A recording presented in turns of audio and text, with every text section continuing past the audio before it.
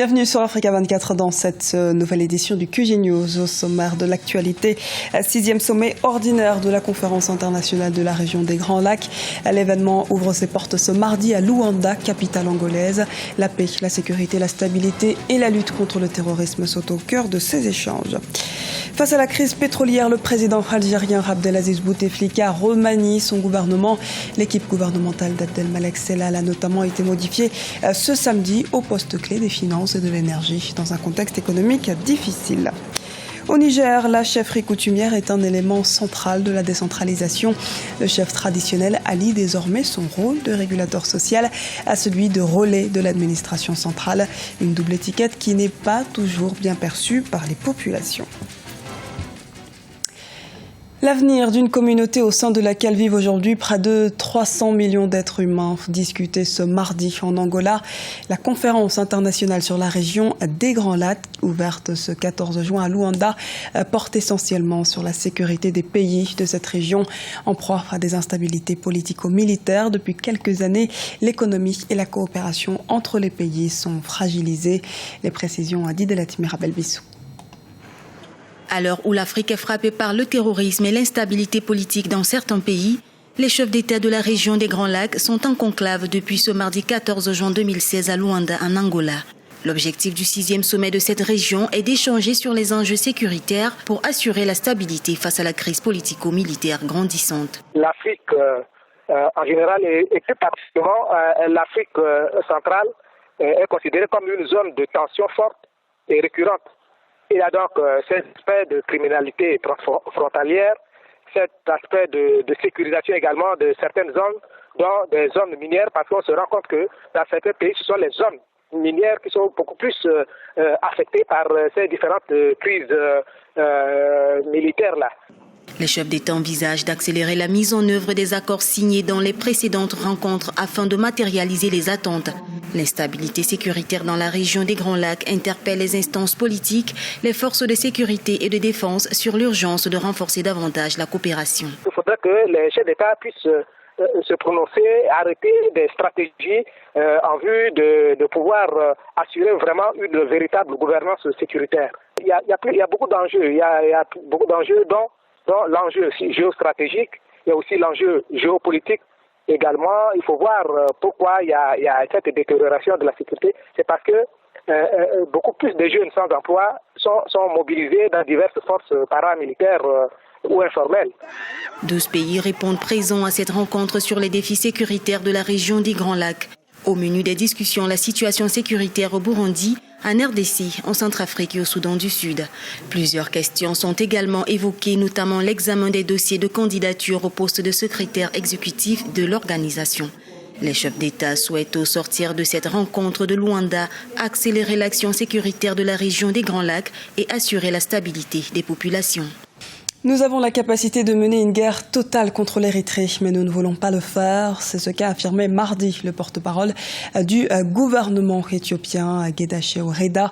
L'Éthiopie a prévenu son voisin érythréen qu'une guerre totale n'était pas exclue, mais qu'elle reste évitable.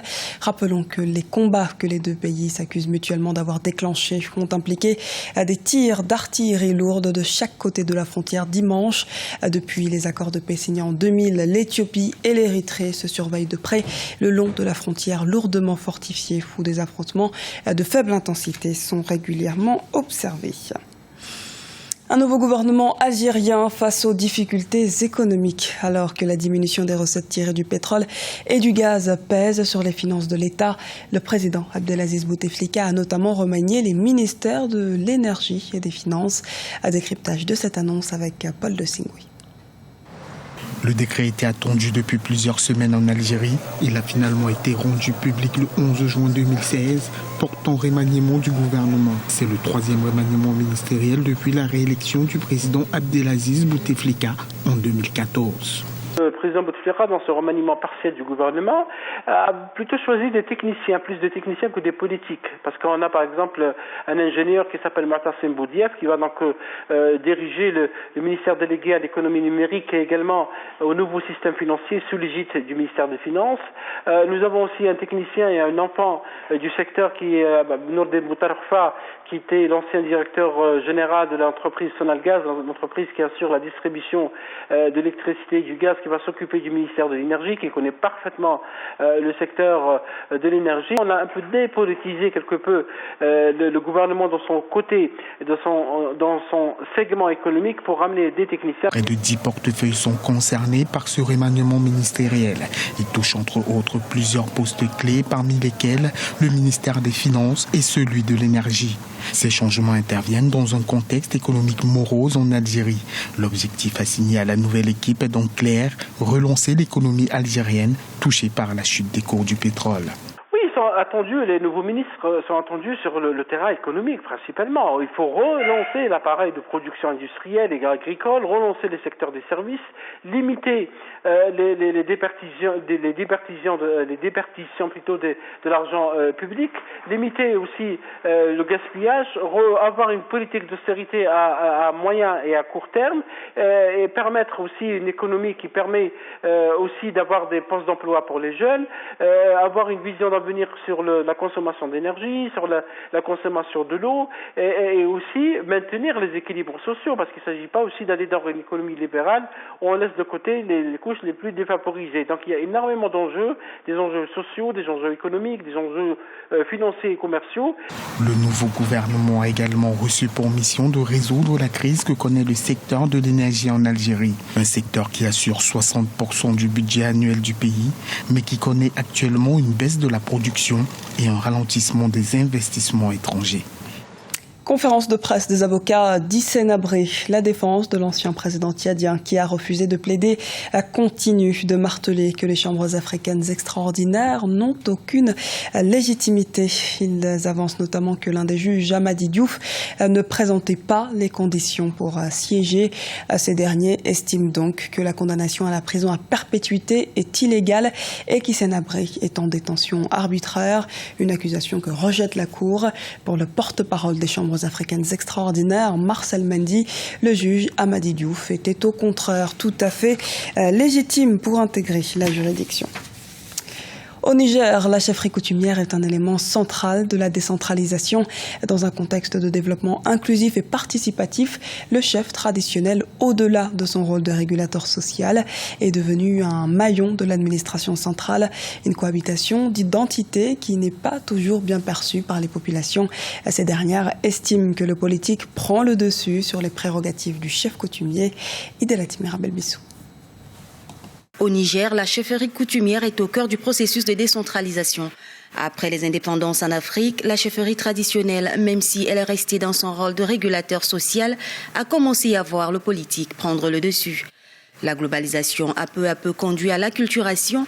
Les habitudes et certains réflexes liés à la culture sont partagés entre tradition et modernité.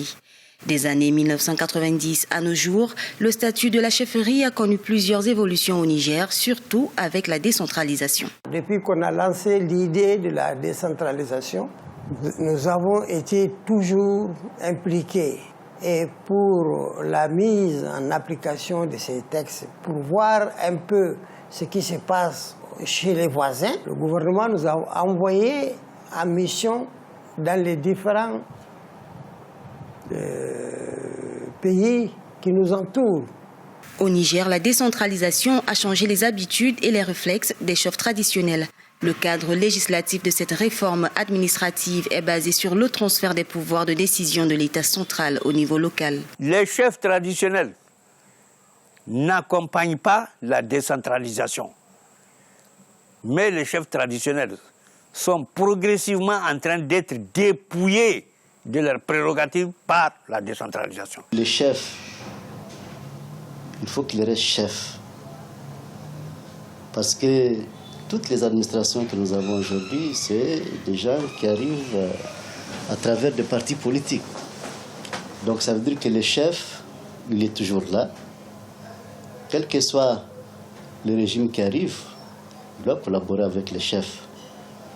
Donc le chef, il a plutôt ici un rôle de consultatif.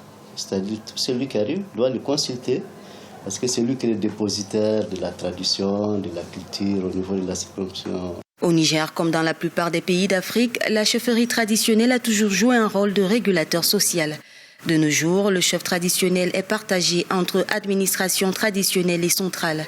Malgré ces nouvelles attributions, certains observateurs estiment que la chefferie traditionnelle devrait préserver son rôle de gardien de la tradition. Du sport, avant de clore ce journal, Oussama Meliouli a décroché son billet pour les Jeux Olympiques de Rio du 5 au 21 août. Le nageur tunisien défendra son titre sur 10 km après avoir fini 5e du tournoi de qualification olympique dimanche à Setúbal au Portugal. Le nageur, âgé de 32 ans, pourrait également décider de s'aligner sur 1500 mètres en bassin, épreuve pour laquelle il a été médaillé d'or au JO de 2008 et médaillé de bronze au JO de 2012. C'était le journal de la rédaction. Merci de nous avoir suivis. Retrouvez dans un instant une nouvelle édition de l'actualité sur Africa 24.